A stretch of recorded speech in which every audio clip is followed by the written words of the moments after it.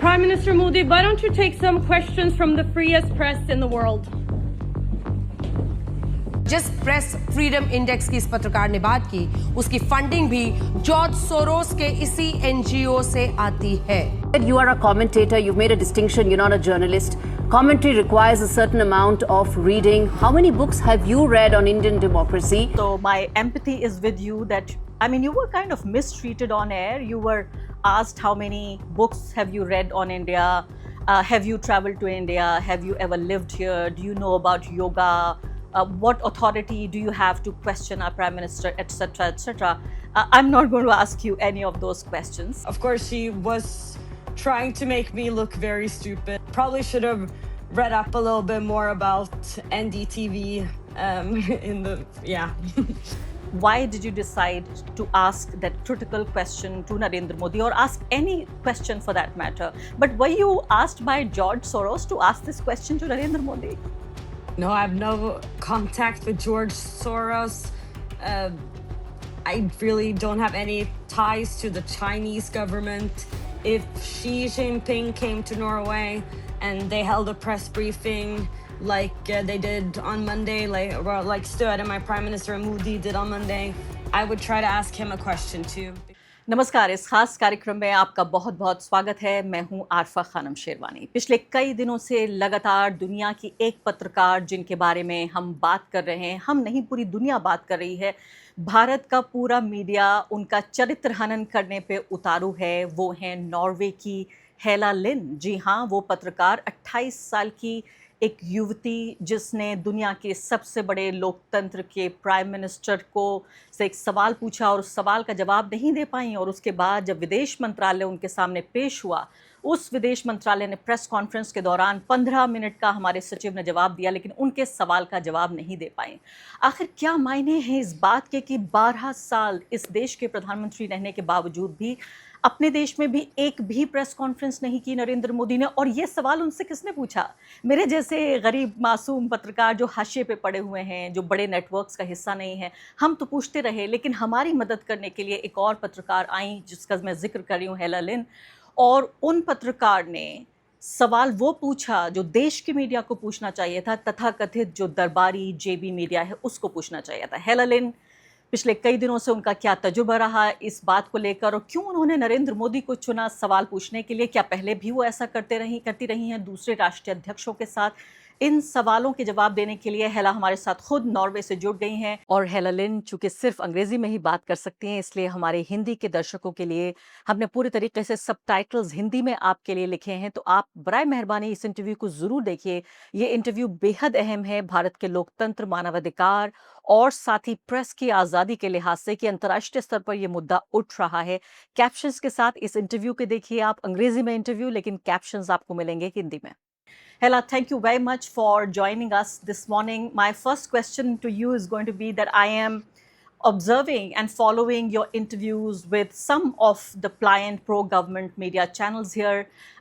Incidentally, in the earlier years of my career, I was also part of that network. That network used to be a much freer network. We could still speak truth to power. We could still question the government of the day. But since Narendra Modi became the Prime Minister, everything changed. So my empathy is with you that, I mean, you were kind of mistreated on air. You were asked how many books have you read on India? Have you traveled to India? Have you ever lived here? Do you know about yoga? What authority do you have to question our Prime Minister, etc., etc.? I'm not going to ask you any of those questions. My first question to you would be, why did you decide to ask that critical question to Narendra Modi, or ask any question for that matter to Narendra Modi? At first, if it's okay with you, I'll just speak a little bit on the media events that have unfolded the last few days, especially that incident you're referring to. I'm very honest about the fact that I have a lot to learn about India. And also, I never mentioned curry. I said I loved Indian food and yoga, which was also kind of trying to tie it back to the conversation I had with the MEA on Monday, because he was mentioning yoga and all the great accomplishments of India. But yeah, it's been a wild media pressure the last few days, and I've been wanting to do as much of the media as I possibly have been able to press into my schedule, while also the prime minister was in Norway, and going on NDTV was one of them, and I don't regret going. But I also challenge the way the interview was conducted, because I think there were many good questions in the interview, and I'm very happy to have gotten so many critical questions. But where's those critical questions for the prime minister in India when the country is in a crisis when it comes to press freedom and human rights violations? And then I also acknowledge that I don't know what's going on inside that newsroom. There could be pressure. There could be a lot of tension.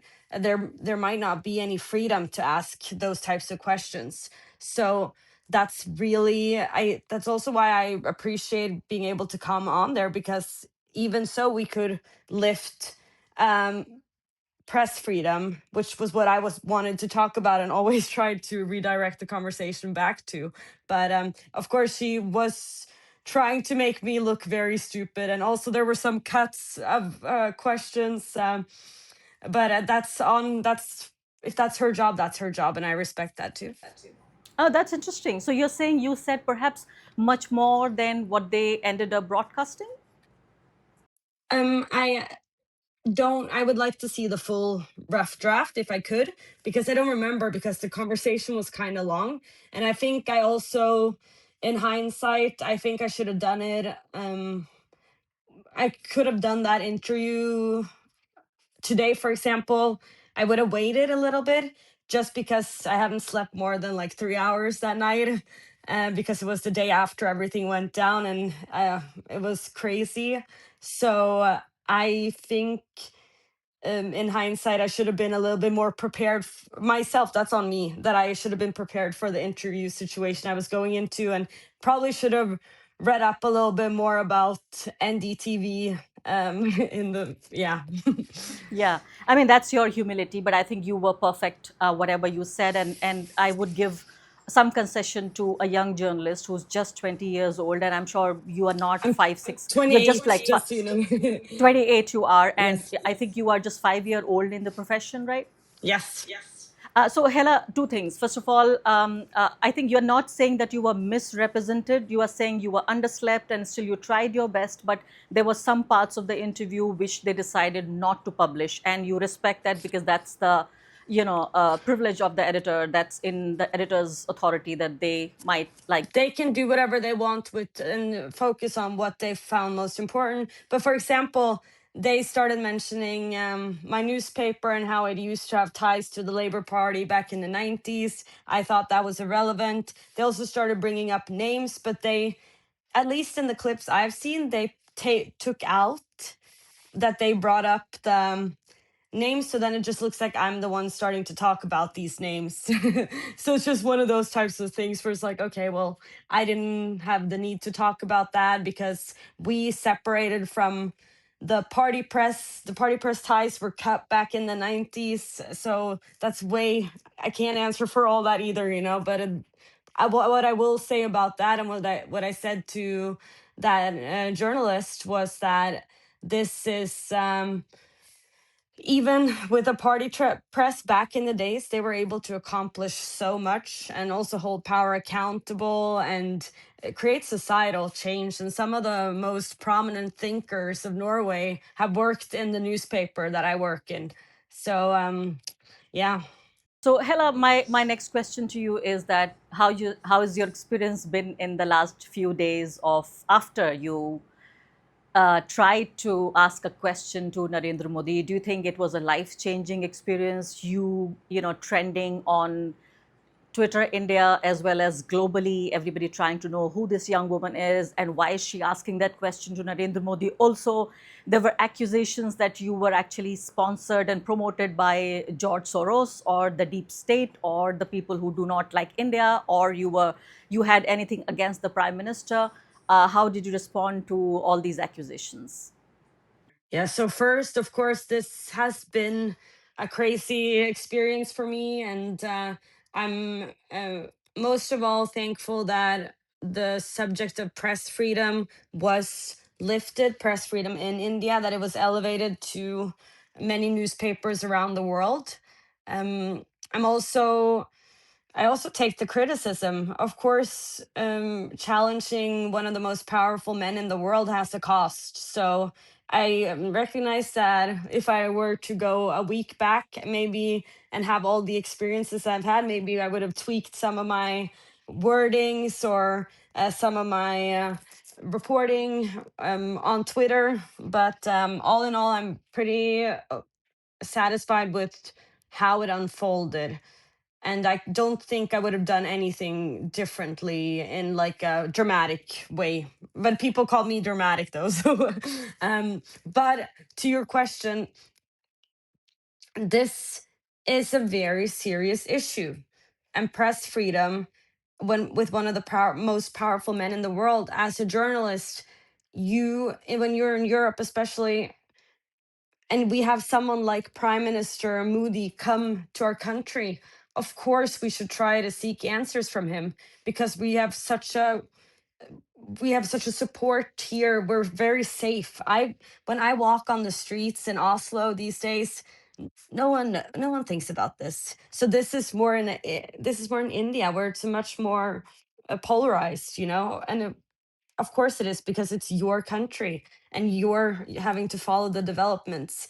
But I just did something very small, and that was ask one question. It was a very small piece of journalism. It's you and your colleagues that are still reporting critically and trying to seek truth during very harsh and difficult conditions, where you're also actually risking your lives, that are doing the heavy lifting. So I just did my tiny, very tiny piece of a push. And then the story became about me instead of the subject, which was press freedom. But I would have been comfortable with it just being about a press freedom, and it being more like reporter pressed about press freedom. This is the situation in India. I do think that because I'm a young woman, it is easier to frame the story on me. Maybe if I was a male reporter, uh, an older male reporter, it would have been more about the actual issue, but I can't change that. I didn't write the "Who is Hele Lyng" stories. I still don't know who I am. I'm only 28. So, Helle, you're saying that all you wanted to do was to actually bring back the press freedom issue into discussion, and I must congratulate you that you successfully were able to do that. I'm sorry for everything that you were, put through, and you're saying that this is a small price you paid to question one of the most powerful men in the world. You were subjected to this mistreatment primarily, or one of the reasons is because you are a young woman. If you were an old male with kind of gray hair, perhaps the treatment would have been different, and they would have thought that you had the power and authority to ask this question. But were you asked by George Soros to ask this question to Narendra Modi? No, I have no contact with George Soros. Uh, I really don't have any ties to the Chinese government. If Xi Jinping came to Norway and they held a press briefing like they did on Monday, like Stöd and my Prime Minister Modi did on Monday, I would try to ask him a question too, because there's a lot going on in China that is worrisome as well and alarming. Oh, that's great. I think you have as much the right to question Indian Prime Minister or Chinese, Premier, as I do. I have to question Norwegian Prime Minister or British Prime Minister or the President of the United States. So I think we should really give that to ourselves. My next question to you is that have you interviewed or tried to question other heads of states as well? What has been your previous record? और आगे बढ़ने से पहले एक अदना सी गुजारिश कि आप मेंबर बनिए मेरे चैनल का आरफा खानम शेरवानी। अगर आप मेंबर बनते हैं, आपके समर्थन से आप मेरा हाथ मजबूत करेंगे, इतना मजबूत कि मैं सत्ता का कॉलर पकड़ के सवाल पूछ सकूंगी और जो हमारे समुदाय में हाशिए के जो तबके हैं उनकी आवाज़ उठा सकूंगी। आप यकीन जानिए, आपका एक छोटा सा सहयोग मेरे लिए इतना बड़ा होगा जिसके लिए आप अंदाज़ा भी नहीं लगा सकते। So, I have mostly focused on Norwegian economy and Norwegian politics. and consumer economy especially have spent a lot of time on that. Stuff that you guys are looking at now, gas prices, and those types of issues are stuff that we also are very passionate about here in Norway. But I have followed my prime minister the last, well, year and 2 months maybe. On this was my third like big state visit that I can remember, which and then I mean big in the sense that like it's an elevated person, not just a Nordic leader. Like it's different when Mette Fredriksen or Ulf Kristersson comes to Norway than when Prime Minister Modi comes to Norway. But I followed my prime minister to America to well, his visit to President Trump. And I also was in Brussels last year on his visit to the EU, and Ursula von der Leyen, his talks with the EU leader about the trade war. So I will say here's a little bit of a difference. I got to ask Trump about 2 to 3 questions when I was there. I did the same thing, shouting, Mr. President, Mr. President. I shouted a lot, and I got a few ones in, and that was good. But that was also a very available situation because President Trump will sit there for 45 minutes and take a bunch of questions. So also, I had another reporter this week that tried to take that and be like, why didn't you ask Trump about Black Lives Matter? And I'm trying to explain to this journalist from India that Trump takes questions almost every day.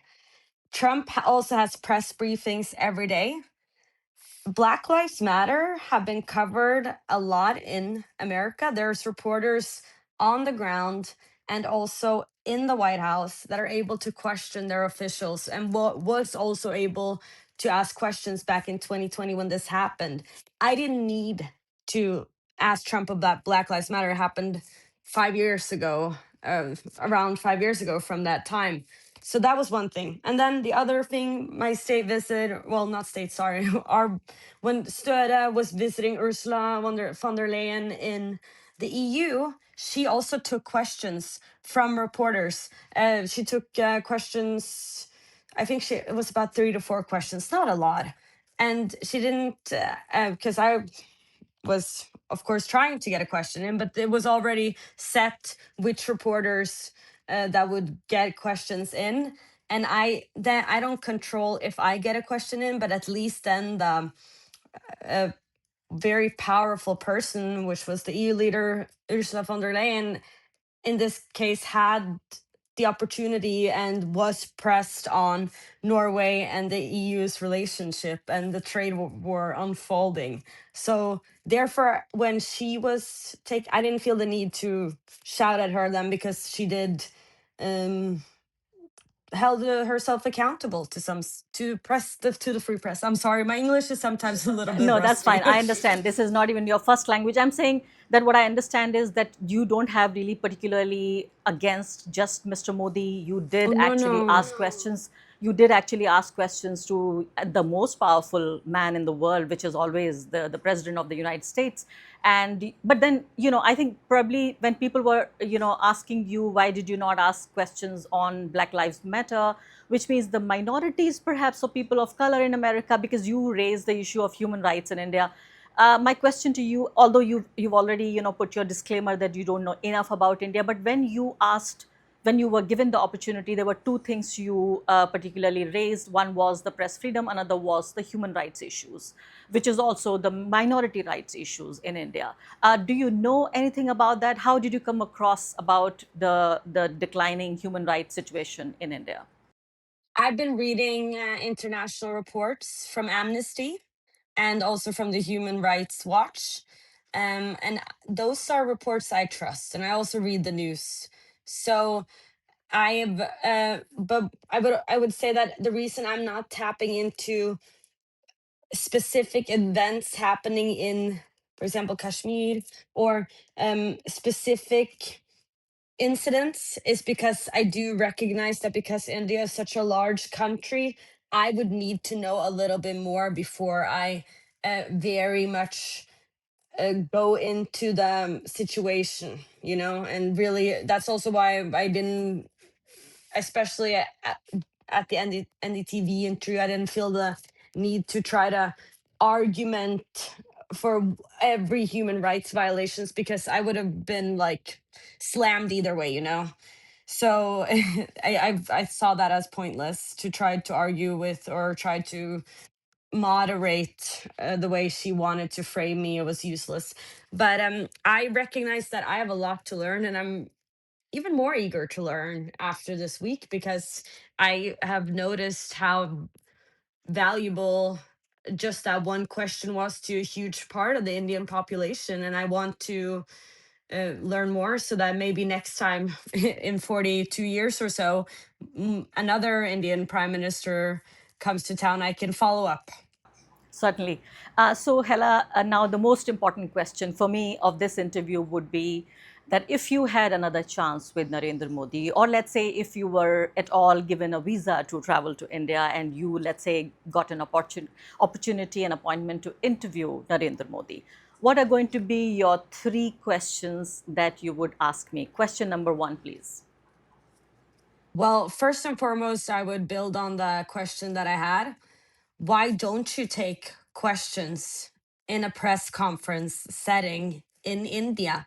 Why don't you hold yourself accountable to critical journalists that want to cover India in a truthful manner? That would be my first question. And question number 2?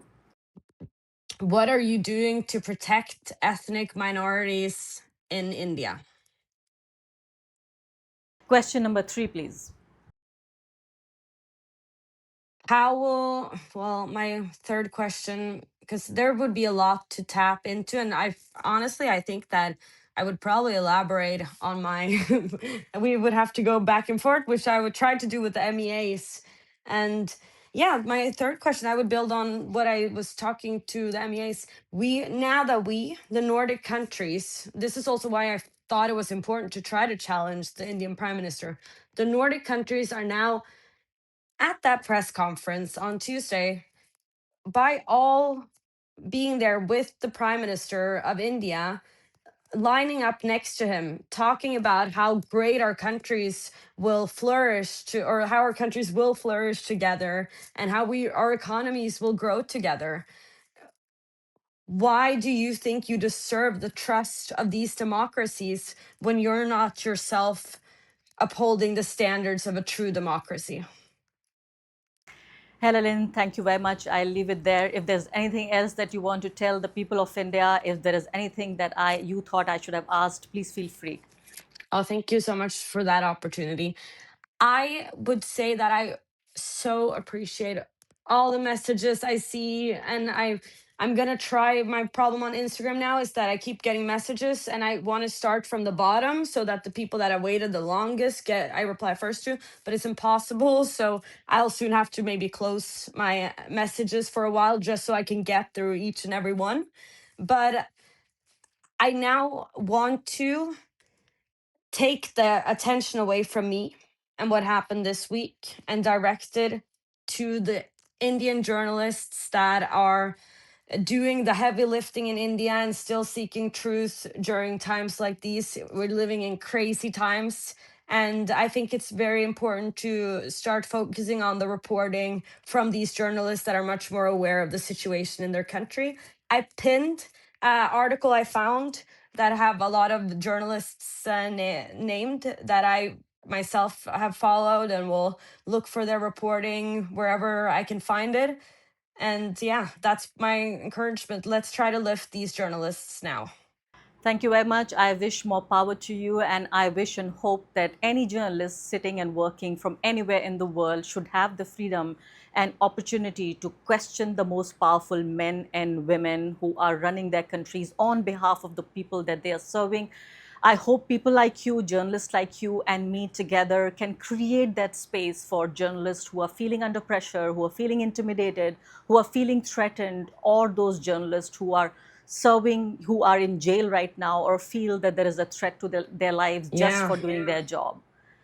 Exactly. Yeah.